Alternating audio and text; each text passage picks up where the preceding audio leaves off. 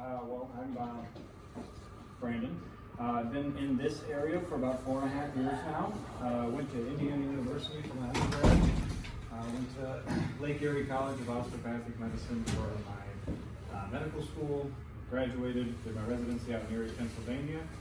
Did my master's in medical education, and then came closer to home. Grew up in Northwest Indiana, so that's what brought me to the area. I've been practicing here about 4.5 years. Been working exclusively with the residency for about 2.5 years.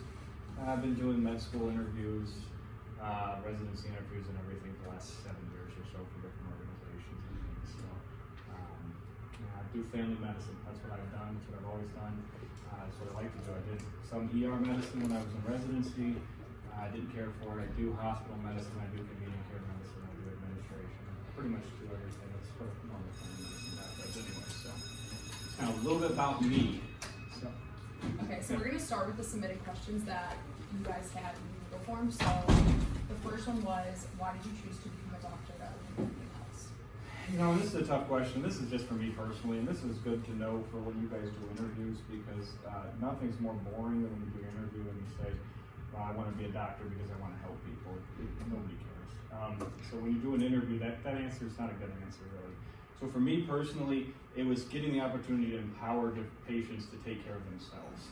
And that's changing the authoritative type of medicine that existed previously. The old relationship of where a doctor tells you what you need to have done is no longer valid, no longer works. It's more of a relationship you build between the physician and the patient themselves, and that's how you get medicine done. That's how people get healthy. And that's kind of what I wanted to do when I decided to become a physician. And that's what drove me to do family medicine, because that's where I can be the most good, I think. So. What's your favorite part about being a doctor? Relationships. Family practice, you build lifelong relationships. I mean, I've only been here 4.5 years, but I have families who I see from 4 or 5 different generations, who I see great-grandma and now great-grandkids, all kind of know them, build these relationships with the family. It's being able to see one person yet still ask about everything else that's going on in their life, because medicine is no longer about just prescribing something to fix the problem. It's about prescribing something that helps them recover from other issues that they have, and knowing everything else that goes on with their family, knowing that relationship, knowing they went on vacation, knowing who's getting a divorce, knowing all this stuff really makes your job a whole lot easier. It gives you something to look forward to and kind of help build on. So that's kind of what I like most about what I've done. What was the hardest part about medical school for you? So when I went to college, I stayed close to home. I don't know how many of you guys are from this area? Nobody really? So for me, I went to high school, obviously with my mom's house. Went to college, and it was 15 minutes away from my mom's house, so I got to stay home, stay with family. I went to med school, and it was 8 hours away. It's about 400 miles away. The hardest part is that distance. But even so, even if you do live in the same area, the hardest part is the amount of effort and dedication this takes. Okay, you don't have a whole lot of free time in med school.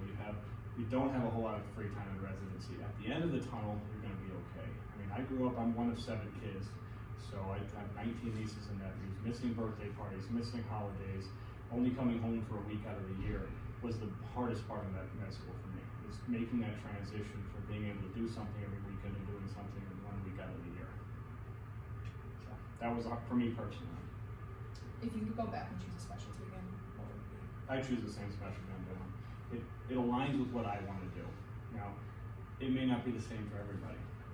Obviously I think family practice is best, but we need everybody else too. So you have to decide what kind of life you want to live and what you're willing to risk and surrender in order to do this job, because there's some sort of risk always. Family practice isn't a 9-to-5 job. We get phone calls. We're on call probably every 3 or 4 days. We take phone calls, work weekends, do paperwork, all this stuff that you don't see. Now, other specialties, they may not do that. Other specialties have to work holidays. So you might miss holidays, you might miss these things. So you have to decide what you're willing to surrender in order to do this job, and what risks you're willing to take. For me personally though, the building family relationships and doing this stuff outweighs any risk that I'm taking. So. How much do you think your MCAT score affected your acceptance to medical school? Most medical school applicants have a baseline. That's what you need to have. Once you get to the interview stage, your MCAT score generally doesn't mean anything anymore. Okay, really, by the time you get to that interview stage, we've looked through all your education, we've looked through all your grades, we've looked through all that, and we've deemed you necessarily fine.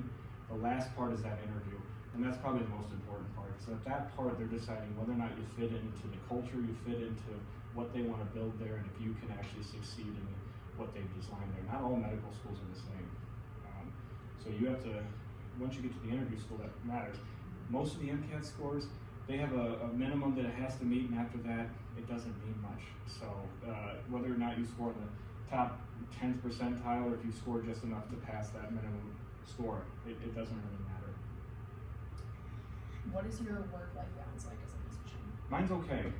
I usually get home. And this is something you have to do when you set up your practice, is you have to set your own rules. So I don't work from home. That's just always been my rule. I work 8 to 5. Once I get home, I don't do work at home for the most part. I'll take calls because I don't have a choice, but I'm not doing notes, I'm not doing all this other stuff because I think there has to be delineation between the two. It's caused me no issues. Some people don't delineate between the two. And when you don't do that, you open yourself up in the information age and the accessibility of knowledge that we have and the accessibility of medical records that we have, you open yourself up to basically phasing out home life. So if you don't delineate it, it's not like the work suddenly gets easier. They just keep adding to more and more because they know you'll do it at home. If you don't allow yourself to get into that pattern, it ends up being just fine. I mean, we still get 6 weeks of vacation a year. I'm usually done by 5, 6 o'clock every night unless I'm doing a lecture or something else. Very rarely do I do that. And most of my weekends we take call once every 6 weeks. And that's about it. So and that's phone call from home. It's not like I have to go into the hospital generally. So you have to make that choice to delineate yourself. If you don't, this job will eat you alive.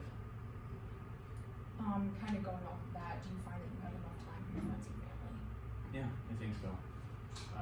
The same thing. I mean, if you make the time, it's there. I mean, it is what it is. Now there are some professions that it isn't that way. I mean, most hospitalists work 7 days straight and they have 7 days off. But if you don't use your time the way it's meant to be, you're not going to have time. You have the time, you just have to use it according to what you want to get done.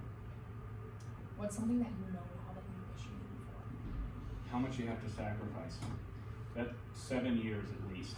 4 years in medical school, at least a 3-year residency, depending on what you're going to do. Neurosurgery, 7 years. So 14 years of at least 80 to 100 hours a week of work.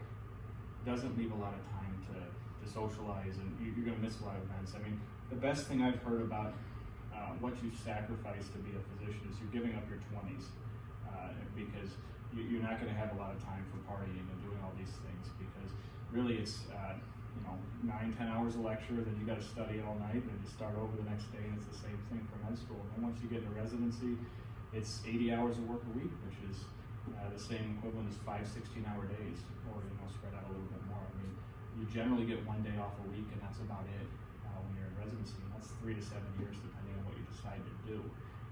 That sacrifice isn't expressed, I don't think, enough early on. So you have to be willing to understand that you will, people you're close to, you'll stay close to. People who sit on the fringe, you'll probably lose over this because you're just not going to have enough time to hold a relationship together that isn't as strong as you think it is.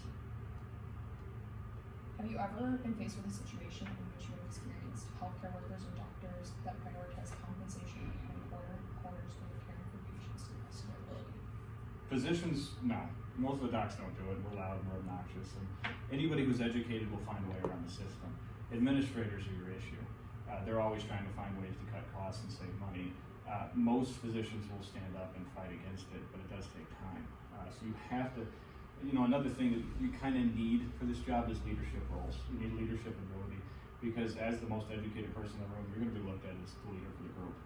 And if you don't have the capacity to lead people and make decisions and fight hard battles, it's going to be a tough road for you, because you're going to be looking for somebody else to fight your battles for you. This takes a lot of leadership and a lot of dedication to do. Once you're through all that, I don't give you all the bad news, but once you're through all that, once you graduate, you're done with residency, it gets a whole lot easier. But you're still looked at as the leader of the group. You can't get around that. It doesn't matter who's in charge. They're still going to look at you as the top of the food chain anyway, so it doesn't matter how many administrators are ahead of you, you're still looked at as the person that makes the decision.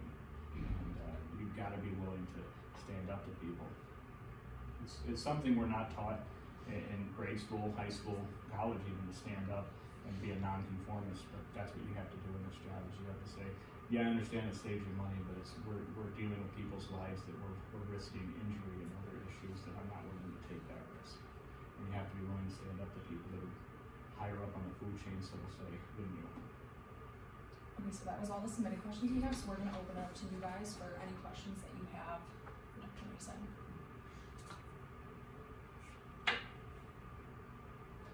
Do you work with any PAs? Yeah, I work with, I used to work with a PA, but now I just work with a couple of NPs. It's a threat to physicians because they're, I don't want to say union, but their group is larger than ours, so they end up getting laws passed that are easier and more beneficial to them. Most of them, you know, if you follow the rules and laws that exist now, most of them don't want to work on their own. Most of them don't feel confident to work on their own. These are laws that people who have no medical knowledge are trying to pass, you know, to get these guys to kind of take over. They don't want that. They've done this for years, where they've tried to push people, NPs and PAs in this area. Nobody goes to the rural areas, which is where the problems are. So it doesn't matter how much. Yeah, you're not going to get away from it. That's just the way of the future. There's not enough of this. Were there like specialties that you knew you just didn't want to go into because of your rotations in medical school? Anesthesiology bored me to tears. I don't know, I'm a people person. Anesthesiology, you put them to sleep and you just watch a monitor for 2 or 3 hours. It's just boring. There's not a whole lot there. Surgery, same thing. It's impersonal for me. So I knew I didn't want to do anything like that.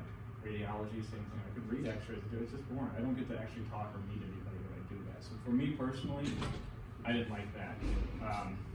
But, you know, coming from a chemistry background, nephrology interests me, cardiology interests me, stuff like that. But anesthesiology, I couldn't get out of that rotation fast enough. How did you decide where you were going to do your residency? So I chose residency where I was already in med school, but I chose it because they actually offered a free master's in education if I stayed. So I couldn't pass up a degree like that. Here, actually, Carle was my second choice for residency, but I ended up matching my first choice. So, yeah,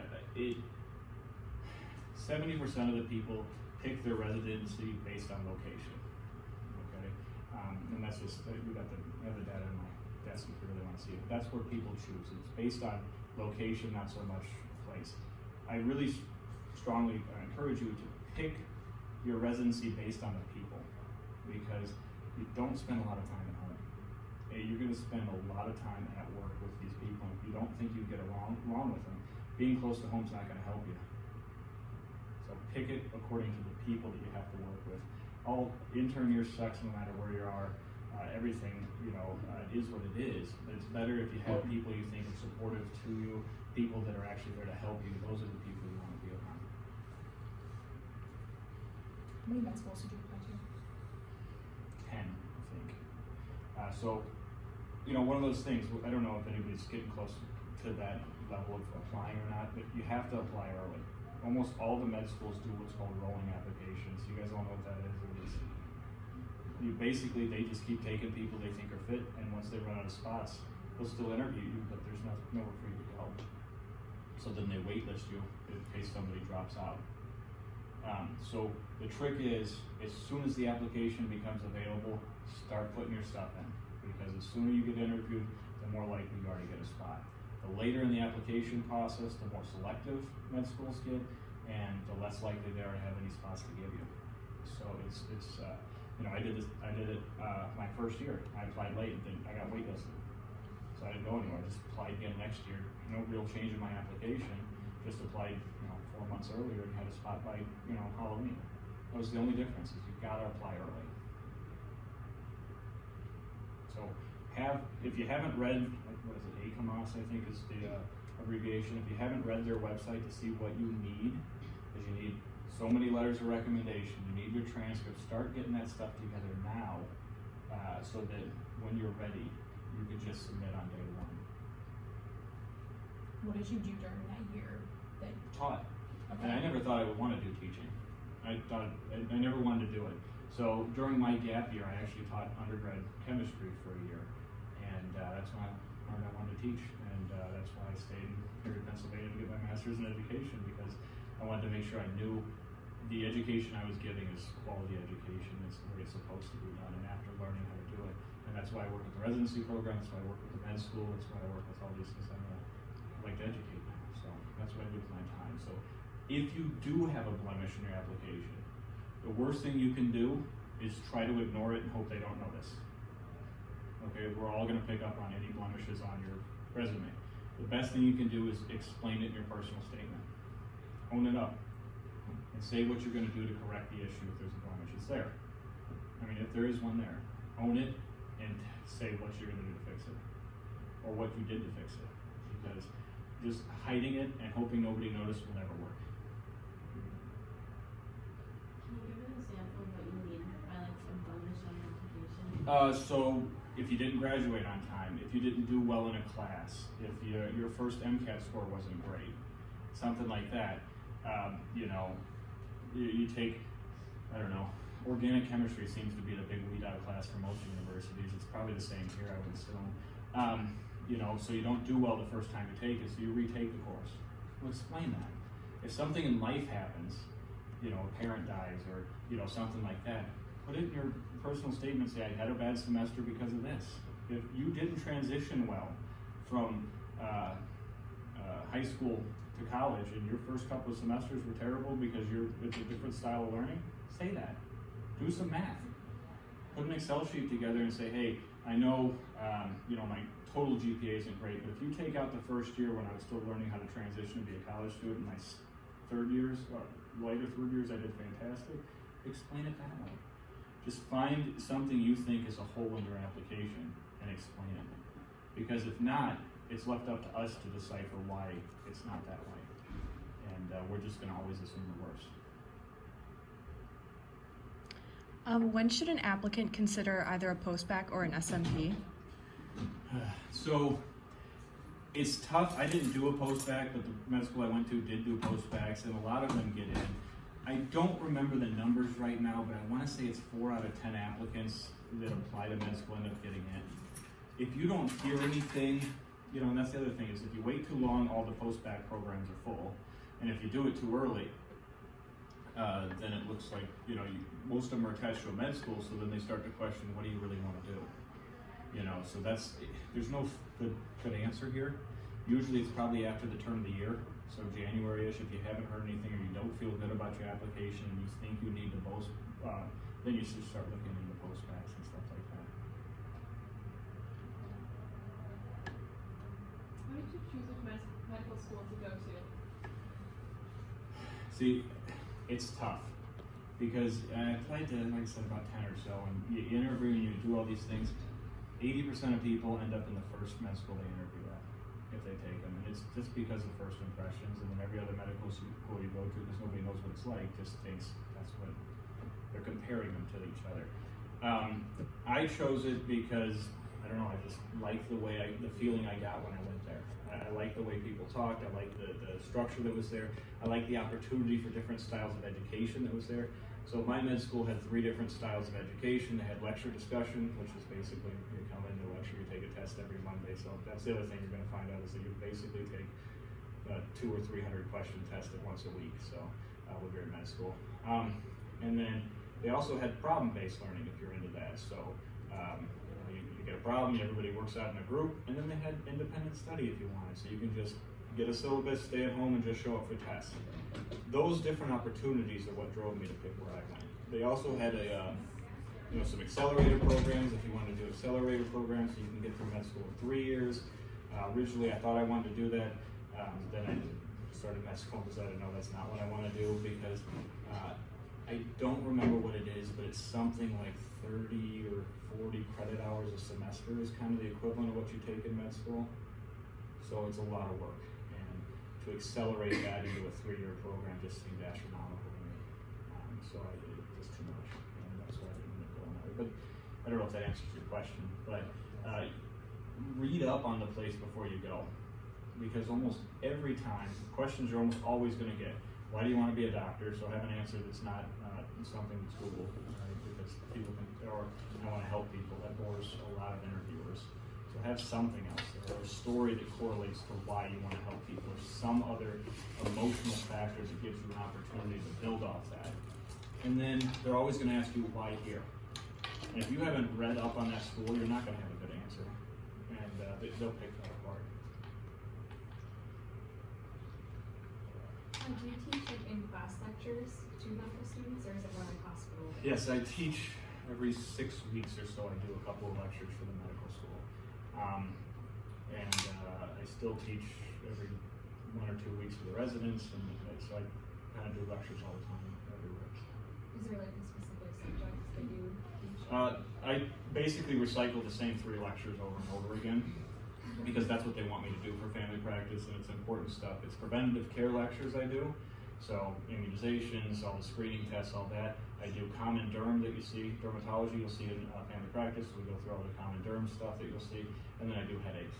Those are the 3 lectures that I give, probably once a quarter or once every 6 weeks, depending on the students, number of students that we have. In med school, what do people who drop out and people who succeed have in common typically? Like those separate groups? Will they have in common, or will they have not the separate? two group, but the people within the 2 groups, like people who drop out, what do they usually? Most of the people that drop out isolate themselves from everybody. Okay, this is a group activity when you get into med school, so you're going to have to make friends quick. And really, that's the difference. The people who drop out are the people that isolate themselves, try to do everything on their own, and end up burning out pretty quickly. Group study sessions, group activities, group time off really builds a foundation for stuff that really helps. I mean, and you're going to build a real close bond with the people you're in class with. I still talk to the people that sat next to me. Most of them actually end up moving back towards my way anyways. And then we still go out and do stuff, but you're going to form a close bond with these guys. The people who don't succeed, they start to flounder. Nobody's there to help them, so they just keep spiraling. And that's the difference. Everybody will stumble sometime in med school. And the key here is nobody cares. Once you're in med school, it's kind of the final point. Okay? So all you got to do is get through. And you're going to stumble at some point on something. You know, med school length hasn't changed in over 100 years. It's still 4 years long. The knowledge that we now have to know by the time you graduate has drastically changed. Okay, there's no way for anybody to know all that stuff all on their own. So you work together with people and try to get what you can. And if you don't do that, you're gonna crash and burn. That answer your question? Yeah. Okay. What makes the best applicant, and what experiences can undergraduates basically start in order to reach that level? So that's a kind of depends on the school. For the most part, your academics do mean something. You have to have a certain GPA. You have to have a certain classes you've taken. You have to have a certain MCAT score. But the best applicants are those that did all that plus things, okay?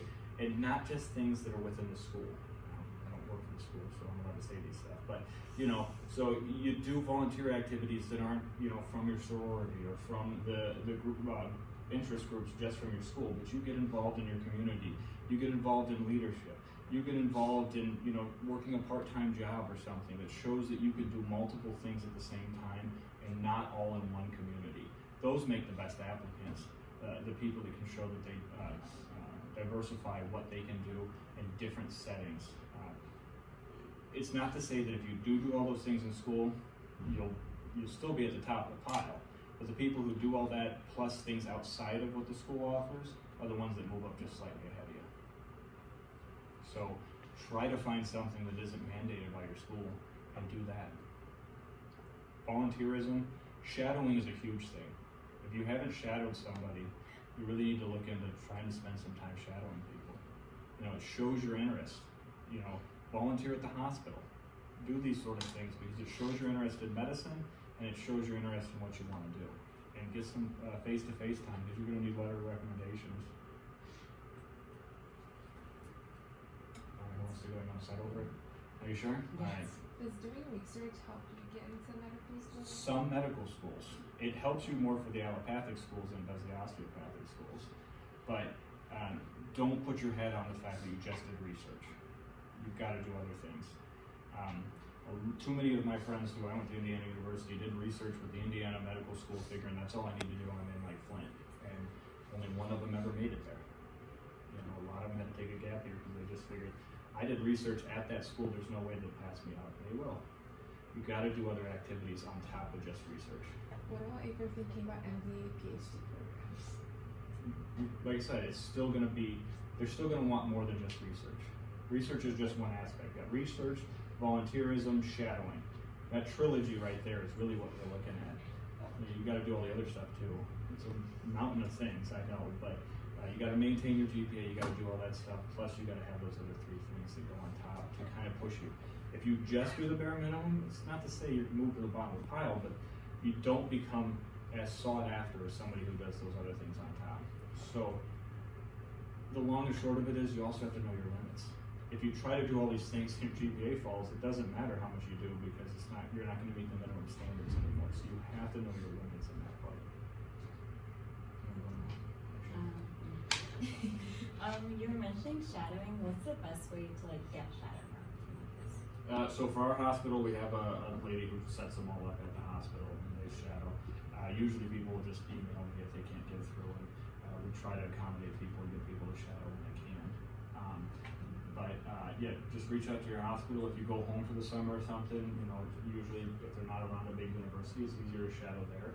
Because when you're by a big university, everybody tries to shadow at that one hospital, and it makes it hard to accommodate, you know, 200 or 300 people. What's like a meaningful like shadow experience? Like how many hours do you need to shadow? You know, it depends on what you want out of it.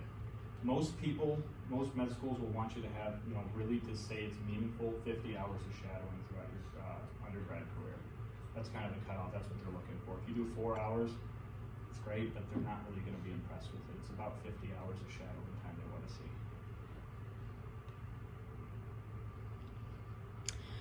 see. So how can low stat applicants, either like low GPA, low MCAT, or a mix of both, what can they do to bolster their application? You can do a couple of things. Now, if you have a low GPA because of 1 or 2 classes, you can retake those courses and do much better the second time. The other thing you could do is do all these other things and try to bolster what you have to bring you back up a little bit. But you've got to find something to improve that. So, you know, like I said, if you do bad in a course, own up to it and then retake it and then do much better the next time you take it. And then you can say, listen, I realized I had an issue. These were some of the things going on. I retook the course because I knew I wanted to do better. And it shows that you're going to have the drive to improve where you are. When did you realize like what specialty you wanted to be, and like at what point in med school do you need to pick?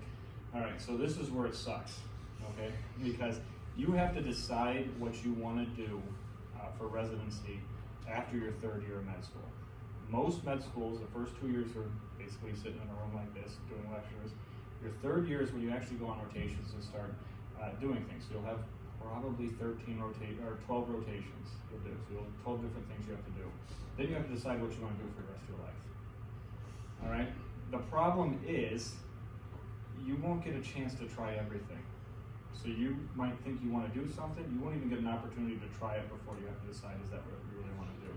Which is why if you have an interest now, you should really try to shadow on it to see if that's something you want to do, because there's no guarantee once you start med school you'll get that opportunity.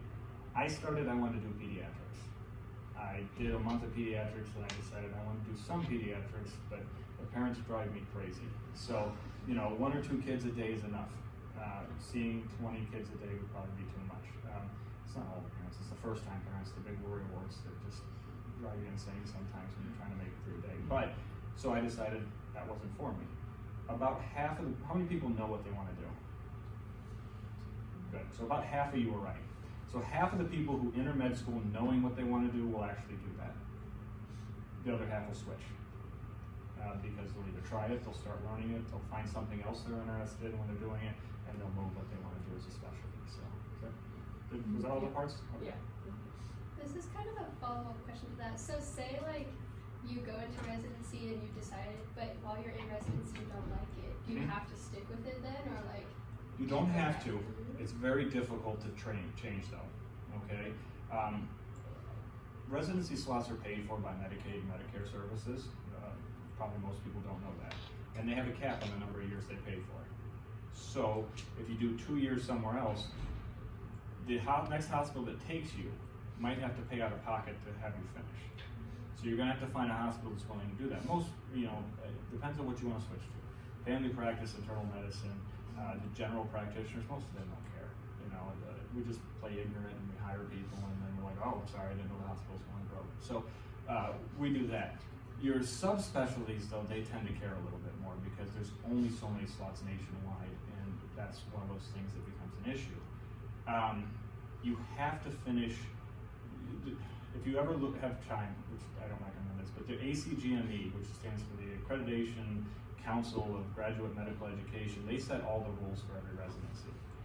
And they tell you, each one has a different set of rules. Some of them say you have to spend your last 2 years at that residency. So even if you transfer some of your credits, you spend 3 years somewhere else, they can only take 1 year of that time and you have to start over and spend the next 2 years trying to catch up. So there will be some repeat time if you transition. So it happens all the time. It's harder to go from specialty to specialty. It's easier to go specialty to generalist.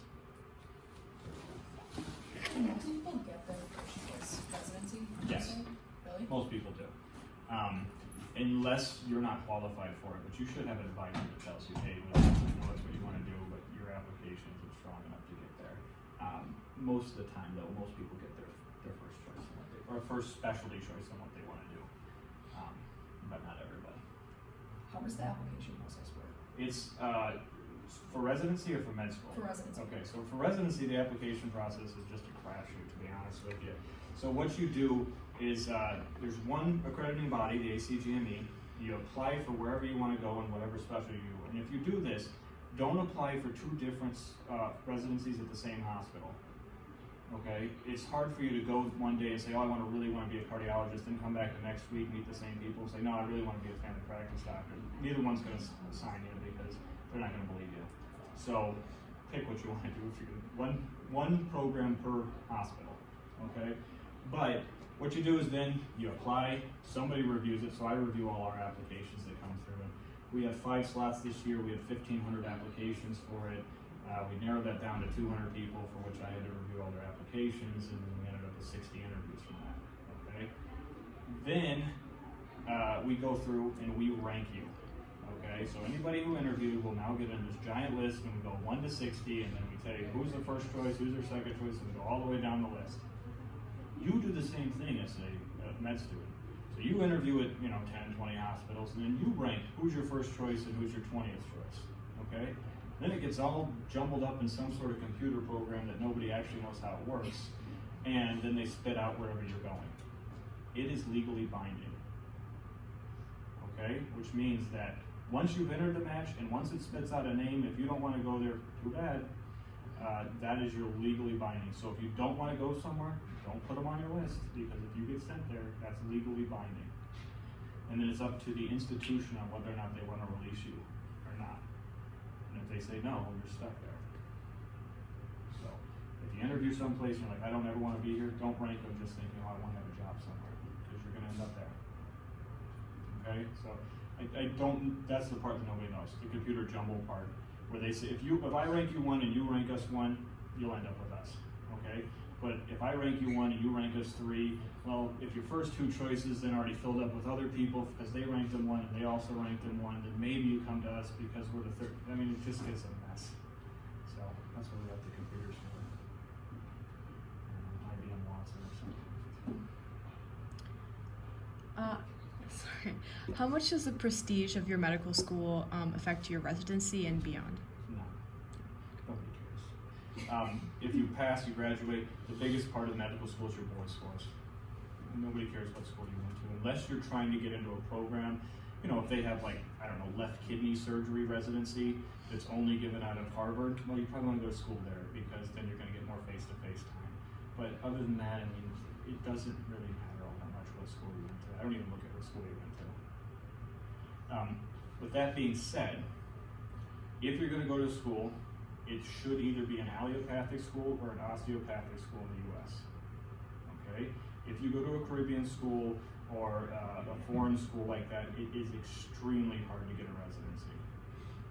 Okay, it sounds great. Okay, I'm just gonna go spend 4 years in Antigua and hang out down there on the beach. Sounds great, but first off, it's never 4 years because they don't help you set up any of your clinical rotations. They don't pay for much of any of your clinical rotations, so you're paying for all that. And then it's just extremely hard to get residency slots coming back. If you look at the numbers, allopathic graduates about 94% match. Osteopathic graduates are about 90 to 92%. Foreign medical grads, including Caribbean grads, is about 46%. Okay, so if you're going to do this, and you really need to look at U.S. schools first, because that second level is going to be real difficult if you don't. Have you ever done like a Doctors Without Borders type program? I have not done it personally. We have people that have done it in different missions and stuff. It's not something I was interested in. I do political advocacy and education and stuff like that. I just have not had that push to go do those personally, but there are people that do. I'm sorry, was my finger a little? Me? Yeah. Why is it that international schools are less accepted? I don't know. I can't speak for other programs, but it's because their curriculum is not the same as U.S. curriculums, and usually what happens is we get bid. So we'll get somebody from a Caribbean school or something like that, and then they'll be terrible because their med school isn't up to par like the rest of them. And so next time that Caribbean school comes up, we're like, no, we're not taking them no matter how good you are. I don't know, I'm speaking from conjecture. I have no actual proof of any of this, but that's the most likely explanation, is because their curriculum is set by their national set, whereas the U.S. is actually set a little bit higher, and we know what we're getting, and we know the board scores, and we know all that stuff, so that's the difference, I think. When did you take the boards and what was it like? So you have to take the boards, so you take one, all right, so you take one set of, there's 3 different sets of boards. Okay, you take step 1 after your second year of med school generally. Okay, that's the one that's all the basic science and crap. As soon as you take it, you forget everything you learned the first 2 years because it does not pertain to patient care whatsoever. Okay, then you take a step 2 exam, which is actually a 2-part exam. Okay, one of them is a normal, and these exams are, I think they're 240 questions for the USMLE, and they're 400 questions for the complex exam. You take your step 2, which is one is the questions, and that one's generally done in your 3rd year, okay, towards the January-ish time, so you can have your score before. And then you do a PE exam, which is actually you go in and see 10 standardized patients, you do the whole workup, and then the only reason most people fail that is they're not personable. And failing the PE exam scares more program directors than failing any other exam. If you're going to fail, then fail step 1, because nobody cares if you can recite the Krebs cycle once you get into clinical practice. But if you fail the PE, it scares the crap out of us, because most of us can teach you medicine, we can't teach you how to be a person. And that's the most common reason people fail that exam. And then you take a step 3 exam after your intern year in residency. And then you'll take another board exam to become board certified once you finish your residency. And then you'll take one every 8 to 10 years, depending on which board you're taking, until you die. Do some people not match with any residencies, and what happens if people don't match? Some people don't match. And most of the time, so like I said, if you're a U.S. grad, it's usually not that big of a problem. Most of the people that don't match are because they've shot for something they weren't ready for. Some radiology or plastic surgery, which or dermatology are historically hard to get into. And if you're a middle of the pack applicant and you're applying for that job that only has one spot, you're probably not going to get it. And then those are the people. Then there's a process called SOAP, which I don't know what it stands for, but it's SOAP. It's subjective. I don't know. Anyways, it's like a secondary match for everybody who doesn't match. And usually they'll change their specialty in that secondary match, and most of them end up getting 9 out of 10 people end up getting matched that secondary time. So it's very few people that don't get it. If you're a U.S. grad, that don't get something by the time you're done. All programs want to fill their entire program because we're paid by the number of residents that are there. So if we have empty slots, we end up with no money, basically. How many residencies did you apply to?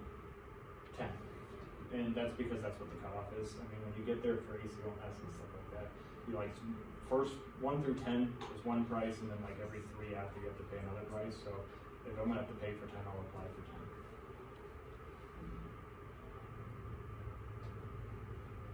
You said you needed volunteering on your undergrad resume. Does it have to be medical volunteering? No, any sort of volunteering, Boys and Girls Club, scouting, whatever you want to do, as long as it looks like you're doing something to help with the community. That's a big thing. For residencies, is that kind of the same thing, like in med school, or are you gonna have to be doing like? No. Okay. In residencies, basically what we do for our program, I can't speak for every program in the nation, but for our program, we look at your board scores. We make sure you didn't, fail anything that we can't overlook. We look at your letter of recommendations, and that's pretty much it. Then you come in and we interview you, and we decide if you're a person or not, and then we make a decision from there. The hardest thing about residency is that interview. Again, the interview means so much. It doesn't seem like it means anything. And I know for the school here, I'm not a huge fan of the way they do it, but they do a 5-minute recorded interview basically. You on your laptop, they have questions for you, and you just answer them recorded, and then I do it at my office. I'm not a huge fan of that because I can't get a feel for people. What are the best types of who should you get your letters of rec from for undergrad into med school? The higher up it comes from, the better it generally is. So I don't, so if it's a department head or a dean from a school, that means something. If it's somebody you spent a lot of time with, that counts too. So I did all my research. But I did all my research with one person. Well, you want a letter from that person, because if we say, oh, you spent 1,000 hours with research, but I don't have a letter of rec from them, it makes us question why weren't they willing to write you something if you spent that much time somewhere. All right, you go first. What's the biggest mistake people make during the interview process? Canned answers. With the information age that we live in now, there's availability of, they always ask these questions. So then people read the questions and think they know what we want to hear. But it comes off robotic.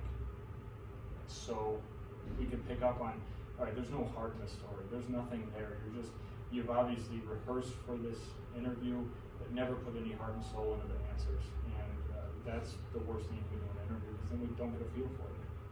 Somebody who comes in with an actual story or something that shows emotion, that means more.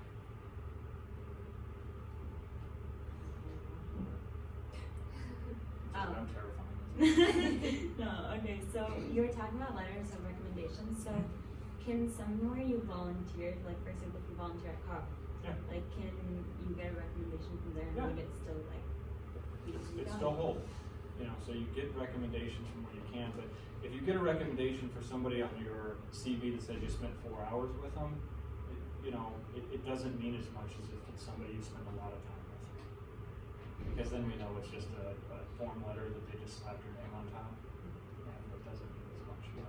If there's no personalization in the letter, this person did this with me, and this is why they're the best. If it's just they came in, they went to school, I think they do a great, if it's a very formed letter, it doesn't mean that much. We're looking for exemplary examples of what you are and who you are, not just a canned letter. What are your tips, I guess, for preparing for the MCAT test? Not the knowledge, but just I guess mental wise, and trying not to, I don't want to say fall asleep, but it's a really long test, so making sure. I think yours is a little different than when I took it. Mine was still on paper. And I don't even know if do you guys still write essays on the MCAT? Yeah, we had to write 2 long essays was part of ours, and they grade us on our writing style. It's stamina. That's the important thing. What you need to do, and there's a lot of this stuff out there where they have fake exams and books and stuff like that. Sit down and actually take an 8-hour exam one day, and see at what point do you start. And they'll have exam, and then they'll have the score, and see at what point do you start crashing, because there's going to be a point.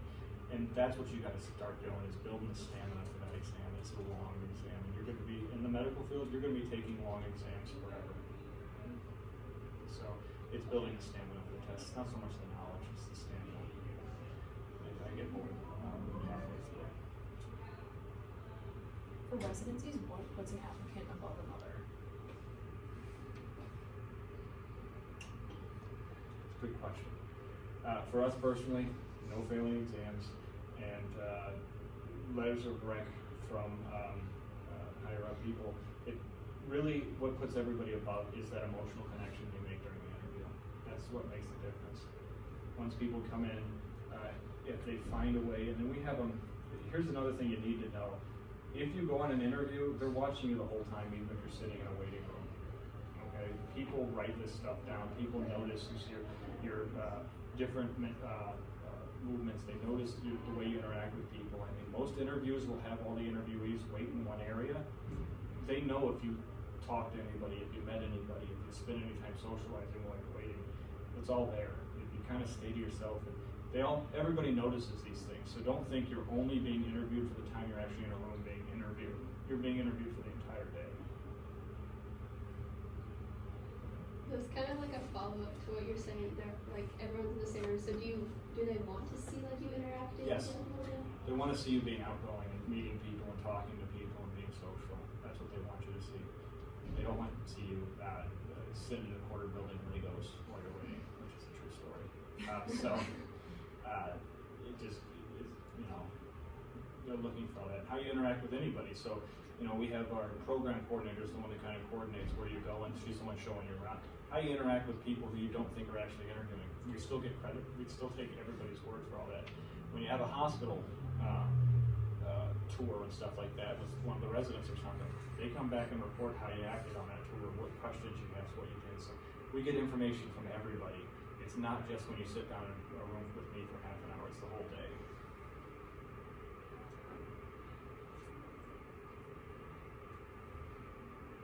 Okay. This is like less about med school and stuff, but like just what's the craziest situation you've ever had in the There's a lot of crazy situations you end up doing, especially in residency, because for family practice you do a little bit of everything.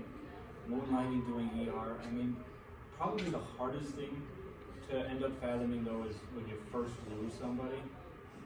You know, that's, you know, you always think you get into this field because you're going to save everybody, but it's not a realistic goal. And that is the hardest thing when you're stuck in a place where you can't do anything and you're basically watching somebody die. That's the craziest thing, and that's the hardest thing to overcome.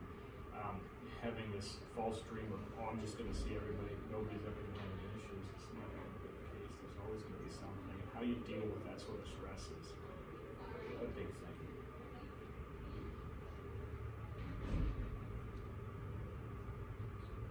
Anybody else? I feel like you hear a lot about how doctors aren't like spending as much time with their patients as like maybe a nurse or something like that. How often do you actually, like, how much time do you actually spend with like a patient? I spend as much time as they need with them. You know, and that's the thing is how much time do I need to be there versus somebody else is up to them. I mean, there's certain tasks I don't need to do personally. But if they need, you know, 45 minutes, then I'll spend 45 minutes with them. They need me for 5 seconds so I can sign a script for them, then I'll spend 5 seconds with them. It's person dependent.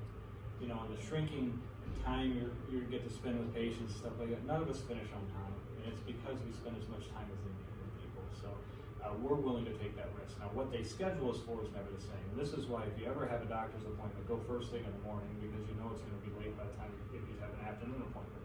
It's because somebody already fell behind, and that's why we're already late. And it's important to know that you're never going to finish on time because if you do this job right, it's not a time clock, it's not a punch in, punch out type of thing. The time you're given isn't always the right amount of time. And you just have to learn to accept that fact. Go ahead, you don't have to be scared, it's okay.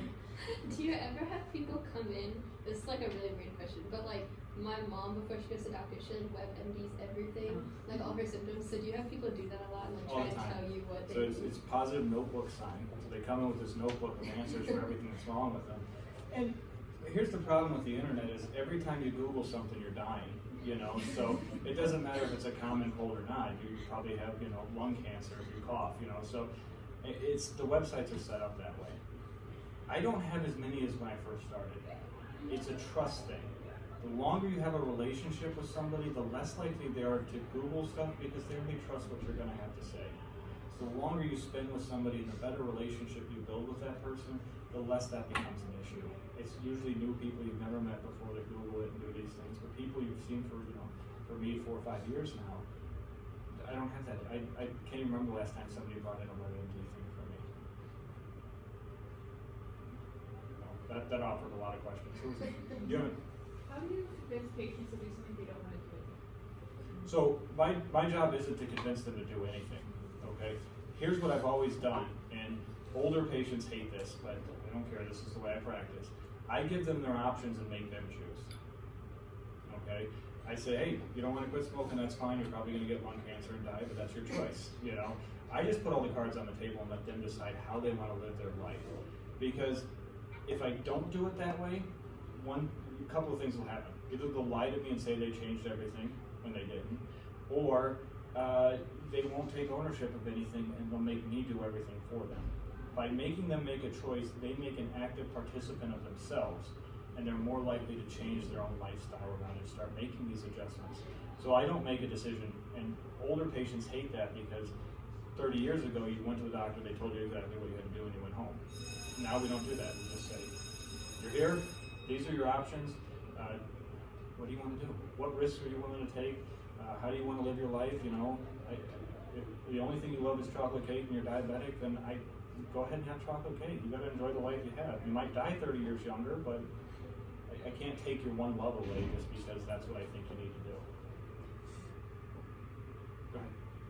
It's kind of a follow-up question, but have you seen in the past decade or so more anti-vax parents, and if yes, how do you handle that? Not here. You guys have had enough measles and mumps outbreak to scare everybody in the city. But very few people are anti-vax nowadays. I mean, does anybody know where that all came from? Yeah, there was Does anybody know the history behind it? there was I can't remember what shot, what vaccine it was, but it was everyone thought it caused autism. Right. Has anybody ever read the study? It's from in the Lancet, which is actually a really renowned article. It was written by a pediatric gastroenterologist. Okay, so a GI doctor, a stomach doctor, who did colonoscopies and somehow on kids discovered that MMR vaccine caused autism. All right, so there you go. Already, you should have some red flags in the study already. He owned a sister company that separated out the MMR vaccine. So it was 3 different shots. So he wanted to prove that the MMR combo vaccine caused autism, but if you separate them out, it doesn't. So they would have to buy his vaccine. He only had 12 people in the study, okay? Of those 12 people, he actually called the families, had a personal 1-hour-long interview with them that's not recorded and nobody knows what was actually said, and then they were allowed to enter the study if he agreed. Also, his entire study was paid by malpractice lawyers that were suing the MMR vaccine company because it caused autism. Yeah. So that's the entire history behind, he was thrown out of the medical field and still is, but that's where it all came from. It was financially motivated. It lasted for 10 years or so. This is true. So many studies have been done to prove it now, but once it's on the internet. But no, there's not a lot of I don't have any in my practice. Most people don't do it. You get enough people with measles and mumps in the area and you tell them, you won't die from it, but here's the issues you can have. Measles doesn't cause that big of an issue until about 12 years later when your brain melts away. You have a question? How many patients do you see there? Me? Well, see, I only work part-time, so I work a lot harder than most people. So I only see patients 3 half-days a week, and on those 3 half-days I see about 12 or 15 people in 4 hours. Most people see about 18 to 22 a day, a full 8-hour day. I have more time elsewhere, and that's why I see so many people, because I don't do my charting and stuff during that time, so I can move a little bit better. Most people it's about 18 to 20, which equates to about 2 or 3 an hour. Is part-time an option in medical fields? Always. And another thing we didn't talk about is financially, don't look at mean salaries for a reason to pick a specialty. The reason I say that is family practice and pediatrics are always towards the bottom of mean salary. A lot of us are part-time, that's why. So the mean salary, when you add part-time people, drops the median salary.